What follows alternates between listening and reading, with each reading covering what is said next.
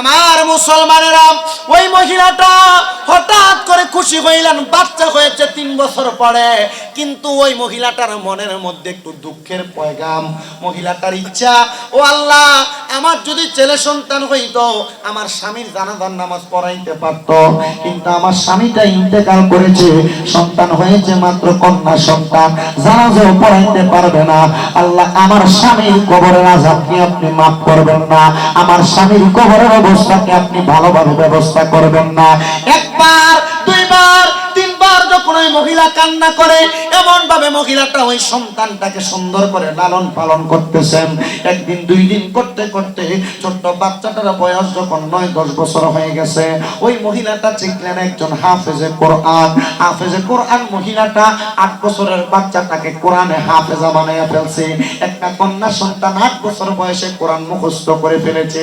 ও মুসলমান, ও নবীর উম্মতের দলেরা, 8 বছরের বাচ্চাটা যখন কোরআন মুখস্থ করে ফেলেছে, এবার ওই মহিলাটা তার কন্যা সন্তান 8 বছরের মেয়েটাকে সামনে এনে বললেন, মা, আপনার বাবার বড় শখ ছিল আপনার দুনিয়ার জমিনে একজন ভাই আগমন করবে, ওই ভাই আপনার বাবার জানাজার নামাজ পড়াবে, আর ওই ভাইয়ের জানাজার নামাজের কারণে আমার আল্লাহ পাক রব্বুল আলামিন আপনার বাবার কবরের আযাব মাফ করবে। কিন্তু মা, আমার আল্লাহ আমার গর্ভের মধ্যে কোনো ছেলে সন্তান দেয় নাই, আমার আল্লাহ পাক আমার ঘরের মধ্যে একটা কন্যা সন্তান দান করেছে। ও আম্মা জান, আপনি আপনার বাবার জন্য বেশি বেশি দোয়া করবেন। বলে, কেন কেন কেন কেন দোয়া করব? কারণ আমার নবী বলেছে, কোন সন্তানের মা মারা যাওয়ার পরে, কোন সন্তানের বাবা মারা যাওয়ার পরে, ওই সন্তান যদি আমার আল্লাহর কাছে রব্বির হামহুমা কামা রব্বায়ানি সগীরা ওয়া কুর রব্বির হামহুমা কামা রব্বায়ানি সগীরা।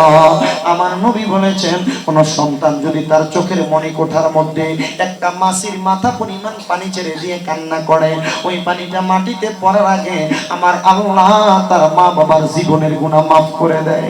আমার মুসলমান, ওই মেয়েটা আল্লাহর কোরআন তেলাওয়াত করে করে কান্না করতেছে, কান্না করতেছে, আর ডাক দিয়ে বলে, আল্লাহ, আমার বাবা কবরে কেমন আছে আমি কন্যা সন্তান জানি না, কিন্তু আপনি রহমানুর রহিম, আপনার রহিম নামের উসিলায়, রহমান নামের খাতিরে আমার আব্বার কবরটাকে আপনি নাজাতের ফয়সালা করে দেন। আল্লাহ, আল্লাহ, আমার বাবার কবরটাকে আপনি নাজাতের ফয়সালা করে দেন। আল্লাহ।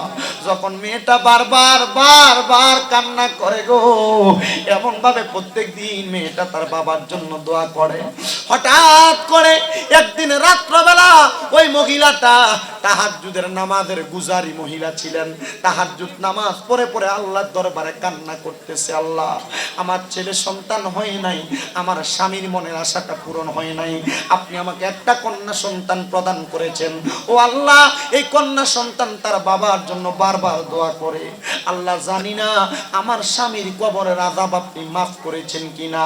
আল্লাহ, আপনার দরবারে ফরিয়াদ, আমার এই মেয়েটার দোয়ার বরকতে আপনি আমার স্বামীর কবরটাকে নাজাতের ফয়সালা করে দেন। ওই মহিলা এমন ভাবে কান্না করতেছেন, কান্না করতে করতে নামাজের মুসল্লার ভিতরে বেহুশ হয়ে পড়ে গেছে। হঠাৎ করে নামাজের মুসল্লার ভিতরে ওই মহিলা দেখতেছেন একজন ব্যক্তি সাদা রঙের পোশাক পরনেওয়ালা ওই মহিলার সামনে হাজির হয়ে গেছে, আর ডাক দিয়ে কই, ও মহিলা, তুমি কান্না করো না, কান্না করো না, কান্না করো না। বলে, কে আপনি? তাহাজ্জুদের নামাজের মুসল্লার ভিতরে কান্না করে করে আমি দোয়া চাইছি আল্লাহর কাছে, আপনি আমাকে আইসা সান্ত্বনা দিতেছেন যেন আমি কান্না না করি। কে? আপনার পরিচয়টাকে আপনি কি আমার কাছে বলতে পারেন? উনি ওনার সাদা রঙের পোশাকের ঘুমটাটা তুলে দিয়ে ডাক দিয়ে বলে, ও আমার মহিলা, তুমি আমার কলিজার টুকরা স্ত্রী, আমি তোমার স্বামী, আমার আল্লাহ আমাকে ভালো রেখেছেন, তুমি কান্না করো না, তুমি শুধু আমার জন্য বেশি বেশি দোয়া করো, ওয়াল ইস্তিগফারু লাহুমা ওয়া ইনফাযু আহাদিহিমা ওয়াসিলাতুর রাহমিল্লাতি লা তুসালু ইল্লা বিহিমা ওয়াসসালাতু আলাইহিমার খাতিরে বেশি বেশি করে আমার জন্য তুমি দোয়া করো। মহিলা বলে, স্বামী, ও স্বামী গো, আপনি তো সারা জীবন খারাপ কর্মকাণ্ড করেছেন, একদিন মসজিদের ইমামের মুখে নেক সন্তানের কথা শোনার পর আপনি ভালো হয়ে গেছেন। আপনার কবরের আযাব মাফের জন্য আপনি বলেছেন ছেলে সন্তান যদি হয় জানাজার নামাজ পড়াইলে আপনার কবরের আযাব মাফ হয়ে যাবে। কিন্তু আপনি তো ইন্তেকাল করেছেন, আপনার কোনো ছেলে সন্তান হয় নাই, কিন্তু আমার আল্লাহ দি দেখি আপনার কবরের আযাব মাফ করে দিয়েছে, আপনার কবরে সুন্দর ব্যবস্থা করে দিয়েছে, সুন্দর পোশাকের ব্যবস্থা করে দিয়েছে।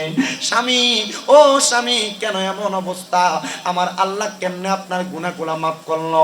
ওই স্বামী ঘুমের ঘরে তার স্ত্রীর কাছে ডাক দিয়া বলে, ও আমার কলিজার টুকরা স্ত্রী, আমার কন্যা সন্তান দুনিয়াতে আগমন করেছে, এই কন্যা সন্তানটা আমি বাবার জন্য সব সময় দোয়া করে, আর আমার আল্লাহ আজকে কয়েকদিন হয় আমার কবর আযাব মাফ করে দিয়ে আমি সন্তান দুনিয়ার একজন মানুষকে আমার আল্লাহ জান্নাতি বানাইছেন।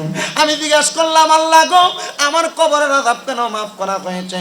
আমার আল্লাহ পাক রব্বুল আলামিন আমার কাছে বলেছেন, হে আল্লাহর বান্দা, ইন্তেকাল করার পরে তোমার কবরের আযাব মাফ করা হয়েছে একমাত্র তোমার সন্তানের নেক দোয়া করার কারণে, তোমার সন্তান তোমার জন্য দোয়া করার কারণে। আমার বাকুলিয়ার বাবারা, চট্টগ্রামের বাবারা, মিয়াখাননগরের বাবারা, ময়দার মিল রোড এলাকার বাবারা, আপনারা আশেপাশে এলাকা থেকে যারা উপস্থিত হয়েছেন, পর্দার অন্তরালের মা বোনেরা, এই আলোচনা থেকে একটা জিনিস চিন্তা করেন, একটা জিনিস বুঝে নেন। যদি আপনি দুনিয়াতে একটা নেক সন্তান রেখে যান, একটা ভালো সন্তান রেখে যান, ওই সন্তান যদি আপনার জন্য দোয়া করে, আমার আল্লাহ ওই সন্তানের দোয়ার বরকতে আপনার কবরের আযাব মাফ করে দিতে পারে। আপনি যদি একটা ভালো সন্তান রেখে যান, একটা নেক সন্তান রেখে যান, ওই সন্তানের দোয়ার কারণে আল্লাহ আপনার নাজাতের ফয়সালা করে দিতে পারে। বাবা রে, ও বাবা, আপনাদের কদমে হাত দিয়ে আমি বারবার একটা কথাই বলবো, আপনার সন্তানকে আপনি ইঞ্জিনিয়ার বানাবেন, ডাক্তার বানাবেন, আপনার সন্তানকে ম্যাজিস্ট্রেট বানাবেন, সরকারি কর্মকর্তা বানাবেন, যেটাই বানান না কেন আপনার কদমে হাত দিয়ে আমি একটা কথা বলে দিয়ে যাই, আপনার সন্তানকে দুনিয়ার সকল শ্রেণীর কর্মকর্তা বানান, তার পূর্বে আপনার সন্তানকে আপনি একজন কোরআন পড়নেওয়ালা বানান।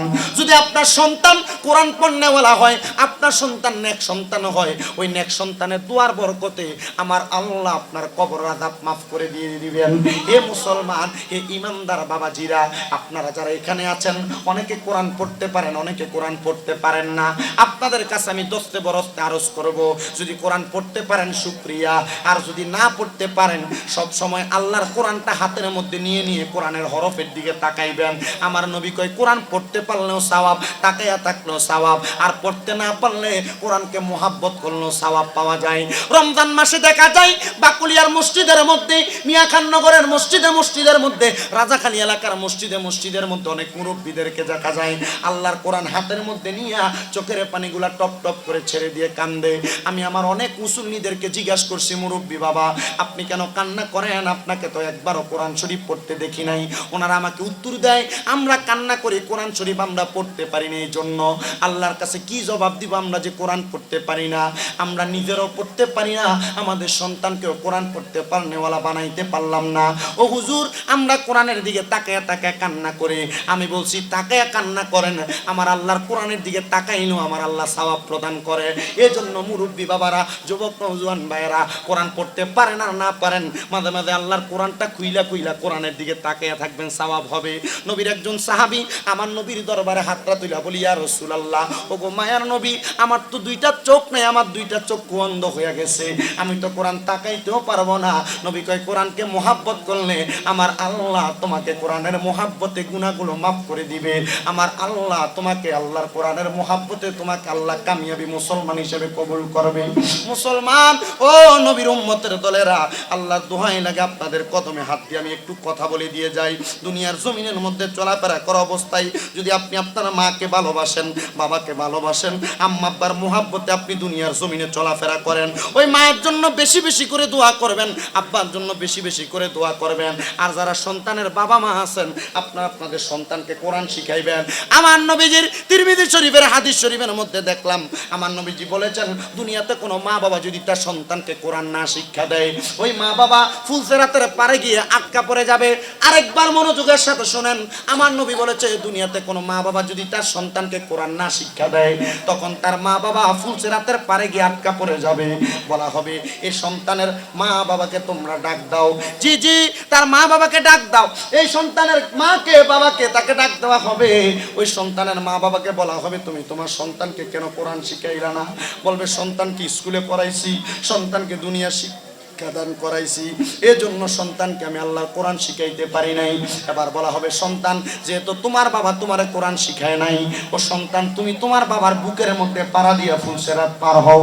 আমি জানতে চাই দুনিয়াতে কোনোদিন আপনারা আপনাদের বাবার বুকে পাড়া দিবেননি? না। পাড়া দিবেন? না। পাড়া দিবেন? না। আপনার সন্তান আপনার বুকে পাড়া দোক আপনারা কি চান? না। আপনারা কি চান? না। হাদিস শরীফ প্রমাণ করে কোন মা বাবা যদি তার সন্তানকে কোরআন না শিখায়, ওই সন্তান তার মা বাবার বুকের মধ্যে পাড়া দিয়ে ফুলসেরাত পার হবে। তাহলে ওই দরকার আছে কোরআন তেলাওয়াত সন্তানদেরকে শেখানোর দরকার আছে না নাই? আছে। জোরে বলেন আছে না নাই? আছে। পিছনের বাইরে বলেন দরকার আছে না নাই? আল্লাহর কোরআন সন্তানদেরকে শিখাইলে ওই সন্তান যদি দোয়া করে, আমার আল্লাহ চাইলে ওই সন্তানের ওসিলায় মা বাবার কবরের আযাব মাফ করতে পারে কি পারে না? বেশি বেশি করে মা বাবার জন্য দোয়া করবেন, বেশি বেশি করে মা বাবার জন্য দোয়া করবেন। আর আপনারা আপনাদের মা বাবার কাছে বেশি বেশি করে ক্ষমা প্রার্থনা করবেন। আমার মা আমার আব্বা যান আল্লাহর রাস্তে আমাদেরকে মাফ করে দেন। আপনারা আমাদেরকে কতটুকু নেয়ামত দিয়েছেন আমরা জানি না। যদি কোনো সন্তান মা বাবার সঙ্গে অসৎ আচরণ করে থাকেন, মা বাবার সঙ্গে খারাপ আচরণ করে থাকেন, তাহলে এখন থেকে ওয়াদা করেন এখান থেকে বাড়িতে যাওয়ার পরে আম্মার পায়ের মধ্যে ধরবেন, আব্বার পায়ের মধ্যে ধরবেন, ধরে বলবেন আম্মা যান আব্বা যান আল্লাহর রাস্তে আমাদেরকে মাফ করে দেন। যতক্ষণ পর্যন্ত আপনার মা আপনার বাবা মুখ দিয়ে বলতেছে মাফ করে দিছি, ততক্ষণ পর্যন্ত মা বাবার পাও আপনি ছাড়বেন না। অনেক সন্তান আছেন আম্মা আব্বার সঙ্গে খারাপ আচরণ করে আজকের মাহফিলে বসেছেন। দরকার নাই আপনার মতো সুতার আমার, দরকার নাই আপনার মতো সুতার আমার। কেন কেন কেন? কারণ আপনার মতো সুতা মাহফিলের মধ্যে বসেছেন, আম্মা আব্বার মনে কষ্ট দিয়া এমন 1000 মাহফিল করলেও কোনো লাভ হবে না, লাভ হবে না। এজন্য বাবাজির আম্মা আব্বার কদমে ধরে ধরে মাপ চাইবেন। বলে হুজুর কেন আম্মা আব্বার কদমে আমি কেন ধরবো? আম্মা আব্বার কদমে ধরলে কি গুনাহ হবে না? আম্মা আব্বার পায়ের মধ্যে শুইলে কি গুনাহ হবে না? না না না, আম্মা আব্বার কদমের মধ্যে ধরে মাপ চাইলে গুনাহ হবে না। আমার নবী কয় মাঝে মাঝে সুযোগ পাইলে আম্মা আব্বার কদমে চুম্বন করবা। এ মুসলমান, আমি যদি প্রশ্ন করি কোনোদিন মা বাবার কদমে চুম্বন করেছো কিনা, আমার মনে হয় না এখানে আমি 10-5 জন লোক পাবো মা বাবার পায়ে চুম্বন করেছে। আমি নিজে আমার ঠোঁটগুলা দিয়ে আমার মার পায়ে চুমা দিছি, আমি নিজে আমার ঠোঁটগুলা দিয়ে আমার বাবার পায়ের মধ্যে চুমা দিছি।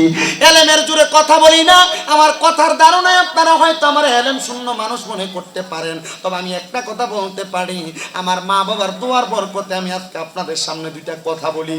ও বন্ধুরে, দুই ঈদে আপনি আপনার মা বাবার পাশে সালামি করেন না, মা বাবার কদমে আপনি চুম্বন করবেন তো দূরের কথা। আল্লাহর হাবিব সাল্লাল্লাহু আলাইহি ওয়াসাল্লাম নবীজি মক্কা থেকে মদিনাতে যখন হিজরত করে আসলেন, সাহাবায়ে কেরাম বলি ইয়া রাসূলুল্লাহ ইয়া হাবিবাল্লাহ, আপনি নবীর কাছে আমি ছোট্ট একটা কথা বলতে চাই। বলে কি বলতে চাও? নবীজি মক্কা থেকে আপনি মদিনাতে চলে এসেছেন, নবীজি আবার যখন আপনি মদিনা থেকে মক্কায় যাবেন, আপনি নবী আমাকে আপনার সাথী বানায় আপনি মক্কাতে নিয়ে যাবেন। আল্লাহর হাবিব জিজ্ঞাসা করে ও সাহাবী তুমি কেন আমি নবীর সঙ্গে মক্কায় যেতে চাও? ইয়া রাসূলুল্লাহ ইয়া হাবিবাল্লাহ, নবী গো আমার বড় শখ, আমার বড় আশা ওই মক্কা শরীফের চৌখাটের মধ্যে আমি একবার চুম্বন করব। এ সাহাবী, মক্কার চৌকাটের মধ্যে চুম্বন করবা, তোমার মনের মধ্যে এমন আশা, ঠিক আছে তোমাকে আমি যাওয়ার সময় মক্কায় নিয়ে যাব। এবার একদিন 2 দিন 3 দিন ওই সাহাবী নবীর দরবারে আসেন না। আমার নবী খবর পাঠায়, দেখো আমার সাহাবী কেন 3 দিন আমার দরবারে আসে না। লক্ষ্য করে খবর পাইলেন তার আম্মা জান বাড়ির মধ্যে অসুস্থ অবস্থায় পড়ে আছে, সে তার আম্মা জানের খেদমত করতেছে। এবার আমার নবী রহমাতুল লিল আলামিন নবীজি তার আম্মা জানের খেদমতের কথা শুনে নবীজি তাকে ফেলে রেখে আমার নবীজি মক্কার উদ্দেশ্যে রওনা করলেন। জন্মভূমির মায়ায় নবী যখন মক্কার দিকে যায়, আরেকজন সাহাবী ওই সাহাবীর কাছে এসে খবর দেয়, হে সাহাবী, আমার নবী তো তোমাকে ফেলে রেখে মক্কায় চলে যাচ্ছে, তুমি কি আমার নবীর সঙ্গে মক্কায় যেতে চাও না? সাহাবী ডাক দিয়া কয়, অবশ্যই আমি মক্কায় যেতে চাই, মক্কায় যেতে চাই। বলে মক্কায় যাইবা কেমনে? আমার নবী তো তোমাকে রেখে একা একা মক্কায় চলে যায়। ওই সাহাবী হাতের মধ্যে একটা পানির পাত্র রেখে দিয়ে আমার নবীর সামনে গিয়ে দাঁড়িয়ে গিয়েছে।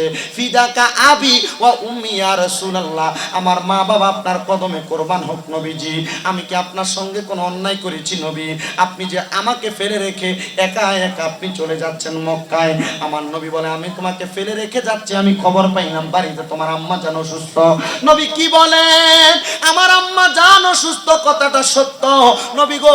মক্কায় যাওয়ার চাইতে তো আমার মার দাম বেশি হইতে পারে না। আমার নবী কয়, হ্যাঁ, মক্কার চাইতে তোমার মার দাম বেশি, মক্কার চাইতে তোমার মার দাম বেশি। একজন আশেক বলে, বাবাকে তোমরা কাবা জানিও, মদিনা জানিও, মাকে যদি গো তারা বেঁচে থাকে। বাবাকে তোমরা কাবা মদিনা জানিও, মাকে যদি গো তারা বেঁচে থাকে। নবী বলে, আমি সেবি নাই, সেবিতে পারি নাই, আমি সেবি নাই, সেবিতে পারি নাই, সেবিও আমার উম্মত, সেবিও আমার উম্মত। বাবার মুখেতে মায়ের মুখেতে যে তুলে দেয় খানা, রাজি থাকে রাব্বানা। নবী বলে, আমি করি নাই, করিতে পারি নাই, আমি করি নাই, করিতে পারি না। পিতা মাতার খেদমত করিও আমার উম্মত, করিও আমার উম্মত। বলেন, বাবাকে তোমরা কাবা জানিও, মদিনা জানিও, মাকে যদি গো তারা বেঁচে থাকে। আমার মুসলমান রে, ও নবীর উম্মতের দল, ওই সাহাবী কয়, নবী গো, আমার কাছে কি মক্কার চাইতে আমার মার দাম বেশি? আমার নবী কয়, কলা নাম, অবশ্যই তোমার মায়ের দাম বেশি। ও নবী, আমি মক্কায় যাব মক্কার চৌকাঠে চুম্বন করার জন্য গো, আমি মক্কায় যাব মক্কার চৌকাঠে চুম্বন করার জন্য। নবী গো, আমার মা বাড়িতে আছে, কোনো অসুবিধা নাই। আমার নবী কয়, সাহাবী রে, ও সাহাবী, তোমার মা কি এখনো জীবিত? হ্যাঁ ইয়া রাসূলুল্লাহ, আমার মা এখনো জীবিত। বাড়িতে যাও, বাড়িতে গিয়া তোমার আম্মা জানের কদমে চুম্বন করো। সাহাবী রে, আম্মা জানের কদমে চুম্বন করলে আমার আল্লাহর জান্নাতের চৌকাঠে চুম্বন দেওয়ার সওয়াব পাওয়া যাইবা। সুবহানাল্লাহ। মক্কার চৌকাঠে না, আল্লাহর জান্নাতের চৌকাঠে চুম্বন করার সওয়াব পাইবা। ইয়া রাসূলুল্লাহ, আপনার কথা আমরা মানলাম, আপনার কথা বিশ্বাস করলাম। মা বাবার কদমে চুম্বন করলে আল্লাহর জান্নাতের চৌকাঠে চুম্বন করা হয়, কিন্তু আমরা তো অনেকে মা বাবার মনে কষ্ট দিয়ে মাহফিলে বসেছি। কথার দ্বারা, ধমকের দ্বারা, কর্মের দ্বারা, বায়ে বায়ে ঝগড়ার দ্বারা, মা বাবার সঙ্গে অশালীন আচরণের দ্বারা। আল্লাহর দোহাই লাগে, এ যুবক ভাইয়েরা, মুরব্বী বাবারা, পারলে আপনার পাগুলো আমার সামনে দেন, আমি শামীম রেজার জিহ্বা দিয়ে আপনার পাগুলো আমি পরিষ্কার করে দিব। যদি ওই মা বাবার মনে কষ্ট দিয়া থাকেন, এখান থেকে বাড়িতে যাইবেন, বাড়িতে যা মার পাগুলা ধরবেন, আব্বার পাগুলা ধরবেন, আর ধরে ধরে মাপ চাই চাইবেন আর বলবেন মা ও আব্বা জান আল্লাহর রাস্তায় আমি সন্তানকে মাফ করে দেন।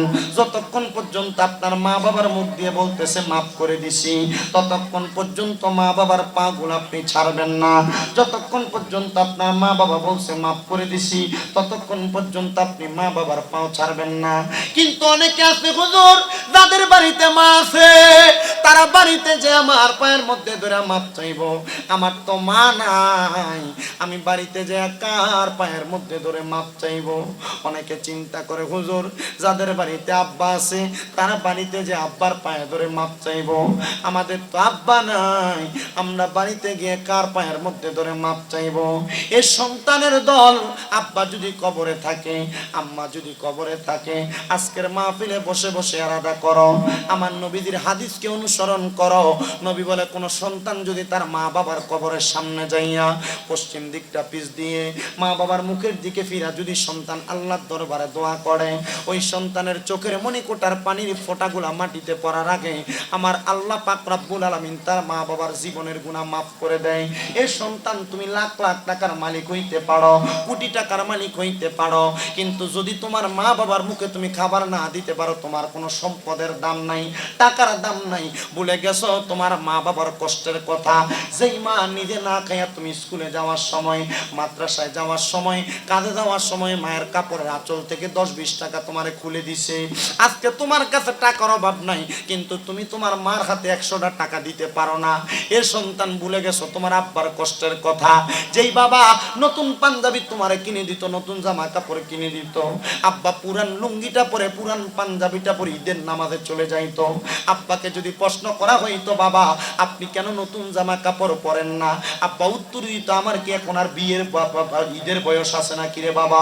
ও সন্তানের দল তোমার আব্বা জানাজকে অন্ধকার কবরে, তোমার বাবা অভাবের কথা তোমাকে প্রকাশ করে নাই, তোমার নতুন জামা কাপড় পরাইছে। আজকে তুমি সন্তান লাখ লাখ হাজার হাজার টাকার মালিক, কিন্তু তোমার আব্বারে 500 টাকা দিয়ে একটা লুঙ্গি কিনা পরাইতে পারো না, তোমার আব্বা জান অন্ধকার কবরে। ভুলে গেছো তোমার বাবার মায়ের কষ্টের কথা। যে মা জননী ঘরের মধ্যে 3 টুকরা মাছ রান্না করলে 1 টুকরা তোমারে খাওয়াইতো, 1 টুকরা তোমার বাবারে খাওয়াইতো। মা জননী মায়ের একটা মাছের টুকরা রাইখা দিত, আমার সন্তান রাত্রবেলা মজা করে ভাত খাইবো। মা জলগুলা দিয়া ভাতগুলা খাইয়া ফেলাইতো রে সন্তানের দল। আজকে তুমি সন্তান লাখ লাখ টাকা কামাই করে ইনকাম করো, তোমার ঘরে কত মেহমান আসে, মুরগি খায়, গরুর গোশত খায়, কত সুন্দর সুন্দর খাবার খায়, কিন্তু তুমি তোমার মায়ের মুখের মধ্যে একটু ভালো খাবারের লোকমা তুলে দিতে পারো না। কি হবে তোমার টাকা দিয়া, কি হবে তোমার পয়সা দিয়া, যদি তুমি তোমার আব্বা আম্মার জন্য কোনো কিছু করতে না পারো। যদি কোনো কিছু করতে চাও, সন্তান শুক্রবারে একবার হইলো আম্মা আব্বার কবরের সামনে যে মা বাবার জন্য দোয়া করবা। যদি আম্মা আব্বার জন্য কোনো কিছু করতে চাও, আম্মা আব্বার জন্য বেশি বেশি করে দোয়া করবা। আল্লাহর হাবিব সাল্লাল্লাহু আলাইহি ওয়াসাল্লাম নবী আমার বলতেছে, কোন সন্তানের মা মারা যাওয়ার পরে, আব্বা মারা যাওয়ার পরে একটা সন্তানের উপর 5টা দায়িত্ব। আপনারা কেউ জবানটা বন্ধ রাখবেন না, আপনারা মোহাব্বতের আওয়াজে বলেন মা বাবা ইন্তেকাল করার পরে একটা সন্তানের উপর মা বাবার জন্য কয়টা দায়িত্ব আছে? 5টা। ওই 5টা দায়িত্বের মধ্যে নবী আমার কয় 1 নাম্বার দায়িত্ব হলো আসসালাতু আলাইহিমা, আম্মা আব্বার জন্য বেশি বেশি করে দোয়া করা। 2 নাম্বার ওয়াল ইস্তিগফারু লাহুমা, আম্মা আব্বার জন্য ক্ষমা প্রার্থনা করা। আমরা ফাতিহার মাধ্যমে মা বাবার জন্য ক্ষমা প্রার্থনা করি। ও বন্ধুরে বন্ধুরে বন্ধুরে 3 নাম্বার দায়িত্ব ইনফাজ ওয়াহাদিহিমা, আম্মা আব্বার ওয়াদা পূরণ করা। আম্মা আব্বা কোনো জায়গায় ঋণ রাখলে আগে আম্মা আব্বার ঋণ পরিশোধ করা। সন্তান ঋণ পরিশোধ করবে দূরের কথা, মা বাবা ইন্তেকাল করার 4 দিন যাওয়ার আগে আম্মা আব্বার জায়গা সম্পত্তি নিয়ে ভাগাভাগি করে। কথা কন্যা ঠিক না? না না, আম্মা আব্বার ঋণ আছে কিনা আগে আম্মা আব্বার জায়গা সম্পত্তি ভাগ করার আগে আম্মা আব্বার ঋণ দিবা, তারপরে তুমি সন্তান তোমার সম্পদের ভাগ নিবা। আর নচে তুমি জালেমদের অন্তর্ভুক্ত হয়ে অন্ধকার কবরে যাইবা। এ সন্তানের দল, এ নবীর উম্মতের দল 3 নাম্বার দায়িত্ব ইনফাজ ওয়া হাদিমা, ওয়াদা পূরণ করা। 4 নাম্বার ওয়াসিলাতির রাহমিল্লাতি লা তুসালু ইল্লা বিহিমা। অনেক সন্তান আছে মা মারা যাওয়ার পরে খালা মামার খোঁজ খবর নেয় না, বাবা মারা যাওয়ার পরে চাচা ফুফুর আর খোঁজ খবর নেয় না। আল্লাহর হাবিব বলে ওয়া ইনফাজ ওয়া হাদিমা ওয়াসিলাতি মিল্লাতি লা তুসালু ইল্লা বিহিমা। আম্মা আব্বা ইন্তেকাল করার পরে আম্মা আব্বার আত্মীয় স্বজনদের সঙ্গে সম্পর্ক বজায় রাখবা। এদের সঙ্গে ভালো আচরণ করলে আল্লাহ তোমার মা বাবার সঙ্গে কবরে ভালো আচরণ করবে। 5 নাম্বার ওয়া ইকরামু সাদিকিহিমা, আম্মা আব্বার বয়সী মুরব্বিদেরকে সম্মান করা। অনেক সন্তান আছে আব্বার বয়সী মুরব্বিদের সঙ্গে খারাপ ব্যবহার করে, অনেক সন্তান আছে মার বয়সী বুড়া বুড়া মহিলাদের সঙ্গে খারাপ ব্যবহার করে। এই সন্তান আল্লাহর দোহাই লাগে তোমাদের কদমে হাত দিয়ে বলে দিয়ে যায়, বাবার বয়সী কোনো মুরব্বি যদি এলাকায় থাকে বাবাকে যেমন সম্মান করতা ওই মুরব্বিকে তেমন সম্মান করবা। বাবার বয়সী যদি কোনো মুরব্বি থাকে তাকে সালাম প্রদান করবা। মায়ের বয়সী কোনো মুরব্বি এলাকায় থাকলে মারে যে কাপড়টা পরাইতো ওই মহিলারে নিয়ে একটা কাপড় দিবা। দেখবা ওই মহিলা যখন দোয়া করবে, বাবার বয়সী মুরব্বিরা যখন দোয়া করবে, ওই দোয়ার বরকতে আমার আল্লাহ তোমার মা বাবার জীবনের গুনাহ মাফ করে দিবে। আল্লাহ যেন আমাদের মা বাবার জীবনের গুনাহ মাফ করানোর তৌফিক আমাদেরকে প্রদান করে, জোরে পড়েন আমিন। মুসলমান ইমানদার বাবাজিরা, আম্মা আব্বার জন্য তো দোয়া করবেন, আম্মা আব্বার জন্য তো সন্তান কোনো কিছু করবেন, এটা জানতে পারলাম। কিন্তু আপনি আম্মা আব্বার খেদমত করলেন, নামাজ পড়লেন, রোজা রাখলেন, হজ করলেন, যাকাত দিলেন, ইবাদত করলেন, কিন্তু সব ইবাদতের মূলে যে আপনি হারাম খাইলেন। আমি জানতে চাই ইবাদত মা বাবার খেদমত কোনো কিছু কাজে লাগবনি?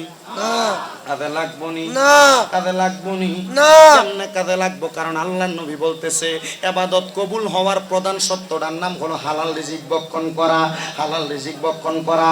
অন্যের পকেট মাইরের টাকা, সুদের টাকা, ঘুষের টাকা, হারাম টাকা দিয়া ভাত খাওয়ার পরে আপনি নামাজ পড়বেন, আপনার নামাজ কবুল হবে না।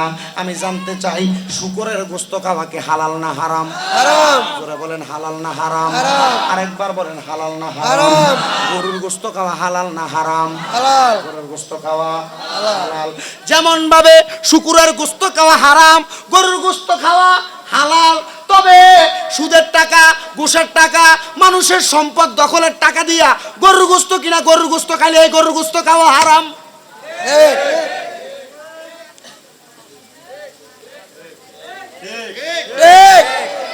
সুদ খাওয়া যাবে না? হালাল না হারাম?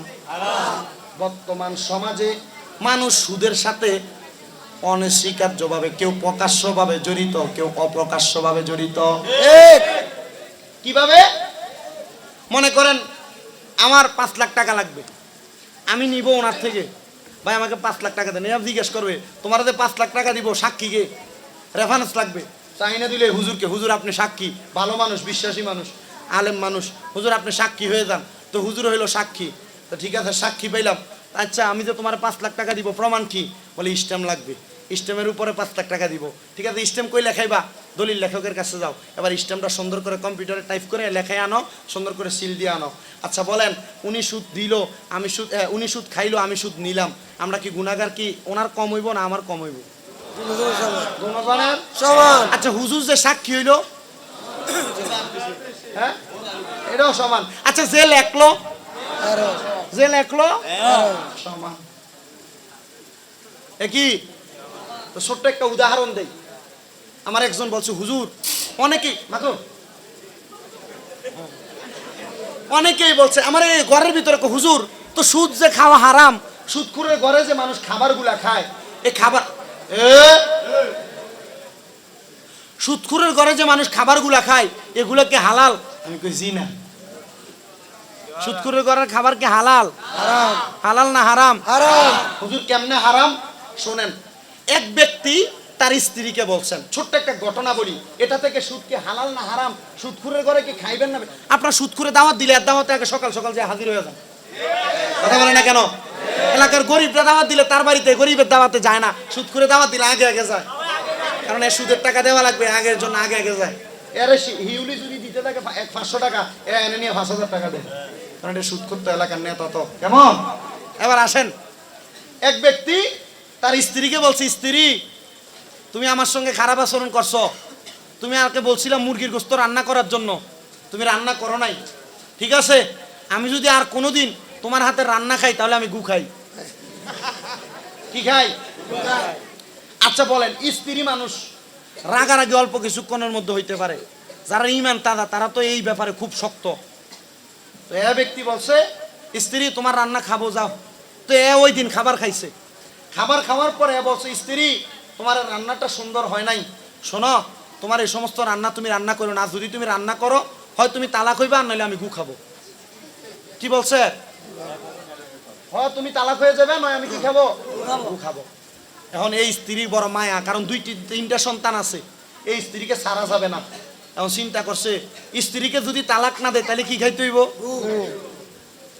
চিন্তা করছে স্ত্রীকেও তালাক দিব না, গু খাওয়া তো এটা খারাপ জিনিস, এগুলা খাওয়া যাবে না। মসজিদের হুজুরের কাছে যাই, হুজুর আপনার কাছে আমার একটা ছোট্ট প্রশ্ন, আমি তো এভাবে ভাবে বলছি হয় স্ত্রী তালাক হয়ে যাবে, নচেত এ খারাপ এ বাজে খাবার খাওয়া লাগবে। হুজুর এখন কি করা যায়, ফতুয়াটারে কোনোভাবে ঘুরানো যায় কিনা? হুজুর বলছে তুমি তো বড় কঠিন মশালা নিয়ে আসছো, এটা বড় কঠিন মশালা। আচ্ছা তোমার এলাকায় কোনো মানুষ সুদ খায় কিনা? বলে হুজুর খায় তো। গোশ খায়? হুজুর খায় তো। তার ঘরে গিয়ে এক বেলা 1 লোকমা খাবার খাইবা। হুজুর আমি তো খাবারের কথা বলি নাই, আমি গুয়ের কথা বলছি। হুজুর ফতুয়া দিয়ে দিচ্ছেন, শোনো সুদখোরের ঘরে 1 লোকমা খাবার খাওয়ার গু খাওয়ায় একই কথা।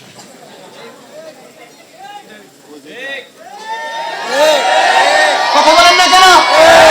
আবার বর্তমান সমাজের মধ্যে কিছু কিছু মানুষের সুদখোর গুলাকে মসজিদ কমিটির সভাপতি বানিয়ে দেয়।